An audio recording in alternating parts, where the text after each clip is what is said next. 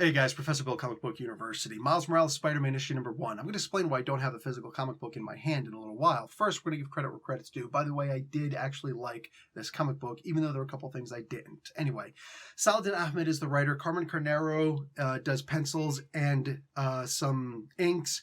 Marcelo Ferrero does the other pencils, and J.P. Meyer does the other inks. The colors are all done by David Curiel. The letters are all done by VC's Corey Petit. The cover was done by Javier Garren and David Curiel.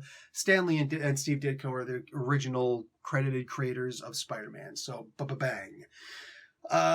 We have the main story with Miles Morales waking up, and there's the Assessor, the most terrifying villain that I've seen that is not the Upside Down Man over in Justice League Dark that I've seen in a while. Really good, and I like the idea that he's not so fleshed out. He's just this unfeeling, basically machine that has a goal in mind, and you know that you're going to die at the end of this, or at least you believe generally that you are, and the only option that you have is don't resist, otherwise because if you do, then your parents are going to be brought into this also, and they're going to be tortured. And it's just, it's like, okay, fine, torture me and kill me. I'll take it and say, thank you, may I have another. Just don't hurt my family. That is freaking terrifying. And it's also one of the reasons why I love that Miles Morales, as well as some of the newer characters, actually have families. Imagine how much longer some of these stories could have, how many more stories these characters could have had, these older characters, if some of their family members were actually kept around, right? You've also got Dennis Hopeless Hallam, who not too long ago gave Spider-Woman a child, and now the child has to be involved in some of these stories also, which, yay, that's different. That's something new. I love it. I love it. If you screw up the story, it is what it is. But the story does exist. The story is there for you to take advantage of if you know how to actually take advantage of it, if you're a good enough writer, right? Saladin is definitely a good enough writer. You could tell by this. There's so much awesomeness happening here. We get to see the man behind the curtain in a Dorothy versus the Wizard of Oz sort of esque, right?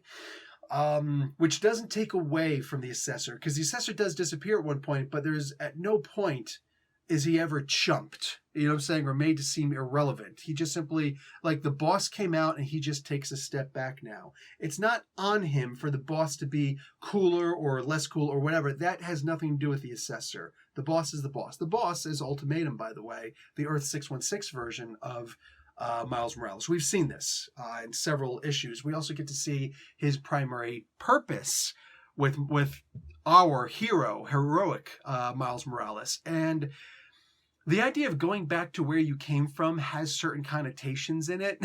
You know what I'm saying? It's like, hey, we freed the slaves, now go back to Africa. Wait, what? Dude, I don't know anything about Africa. You're sending me back to Africa? What? Like, there's no back. This is where I'm from, So there's a lot to be said there. And I'm really hoping that we're going to get a speech between the two Miles Moraleses at some point when they have their so-called final face-off in here, because that's going to be a good one, right? Anyway, having the family involved in this is perfect, and I'm really digging on this. Hard digging on this. Also, good on Saladin Ahmed. He taught me a new word, moreno. This is a word that'll probably be used against my kids at some point, so I'm glad that he taught me this. I always appreciate the hell out of learning a new word, What do we have here? The background story. Genki is there, but he's not the main focus. Just the students in general, and this new congresswoman, who, pretty obvious to me, this is a fit for Alexandria Ocasio-Cortez. That's not a bad thing. I don't really like the way this was handled, though. Well, it does seem somewhat similar to her mindset. Anyway, I like AOC, just so that we're clear. I have almost zero problems with AOC. You know what I'm saying? One problem I do have, and this is related to the comic book, is the idea of respect. Respect is earned. It is not given, and it sure as hell isn't voted for. All right? So you win a popular vote to be a representative of people. You're not automatically given respect. No, you have to earn it. Day by day, vote by vote. That is how you gain your respect. That's just the way that it is. Hey, if you don't like her policies or whatever, remember, she's the representative of the 14th District of New York. If you're not from the 14th District of New York, you can dislike her all you want. It really doesn't matter, because who cares? Who's your district representative, right? Do you not know? If you don't, it's cute that you have a problem with AOC. It really is. And even over, exuberation for her is a little bit weird too. It's like she doesn't affect you, except in the idea that more regular people are going to try and become, senators and congresspeople and try and get involved in politics, which is actually what we kind of want. That's the thing I like most about AOC. She's a former bartender. She's a regular person, Some of the best presidents that we've ever had were regular old people. George Washington, he just wanted to establish the government, do what needed to be done, and get out and go back to his farm. That's all he wanted to do.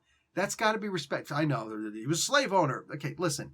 You can like some things about a person and dislike some things about a person. You can love some things about a person and hate some things about a person. Like, a person isn't defined by only one thing. And if he or she is, that problem is actually on you. I hate the idea that he was a slave owner. Hate it unequivocally. That being said, he also had some pretty damn good qualities too. So, there's that. Anyhow, Captain America was in here, and aside from that one part, I think that he was handled really, really, really well. The idea that he doesn't...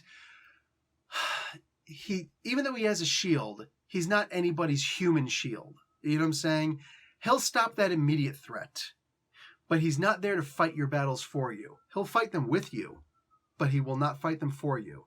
And he is spread kind of thin. So the amount of support that he can give sometimes is more word of mouth, than anything else. Or like, here's a thumbs up more than anything else. There are lots of battles being fought. He can't, march in Black Lives Matter for every single rally. He's only one person. You know what I'm saying?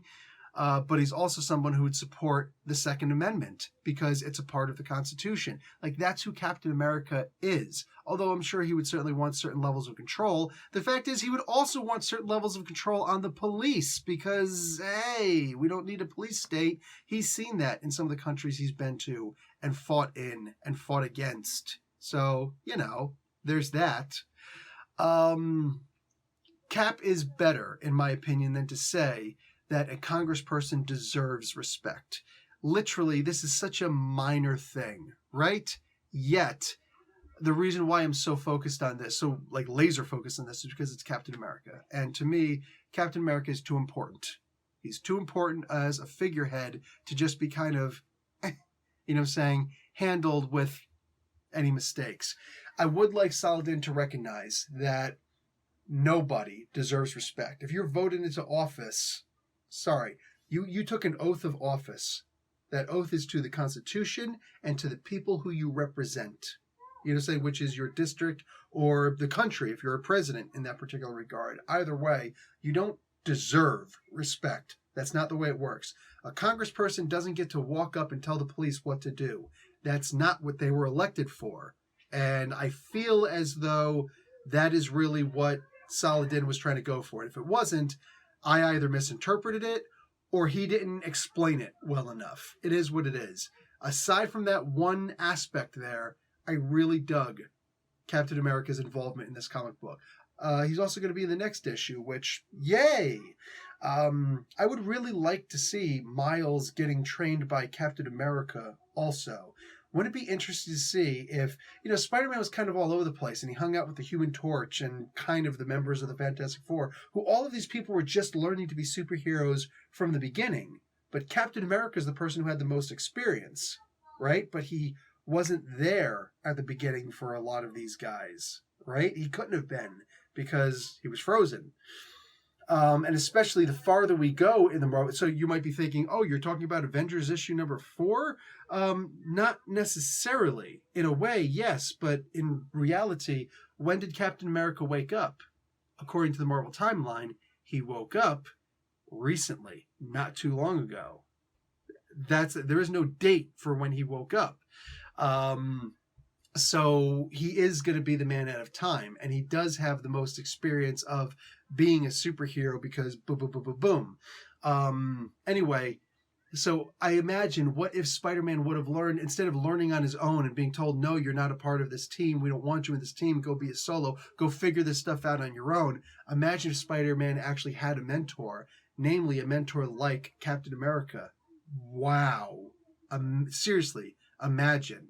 It's like the difference between a Robin, the difference between a regular, vigilante or a Robin, clown hunter versus a Robin. I'm saying that's kind of a big deal. So I wouldn't mind seeing Miles get some tutelage, some major tutelage from Captain America. That would be cool. We just need to get rid of those slants, the liberal or conservative slants that are involved when too many people want to put their politics into Captain America's mouth. And no. Nobody needs your politics. That's real talk. That includes mine. You know what I'm saying? I believe that Captain America should be written very differently from whatever your political affiliation is, or understanding even is. Anyway, that's not to say your understanding of politics. No, learn politics. Then write Captain America. But keep your biases out of it, because they definitely won't fit. People telling you what Captain America actually is. No. It's easier to say what Captain America isn't. So, there's that. Anyway, guys, this wasn't a Captain America book, believe it or not. But you put Captain in a book, I'm going to talk about it, damn it. I really did like this book. I like this a lot. I'm looking forward to where this is going. I'm feeling like one part of the action has subsided just to go into a bigger part of action, which is still going to lead into yet another one at the very least. So we are not going to be lacking for action, for a bit in this comic book. And I'm looking forward to seeing that happen. Bang! Loving it. Anyway, guys, go out and grab the book. And again, I apologize for not being able to put the video out earlier to warn people off from paying, $20, $30 for a comic book that they think is going to be worth a lot. This comic book is not going to be worth a lot. That's just the way the cookie crumbles. Speculators and flippers. It's a gamble. We all take responsibility for ourselves. Anyway, guys, I'm out. Professor Bill, Comic Book University. Like the video and watch an ad. Class dismissed.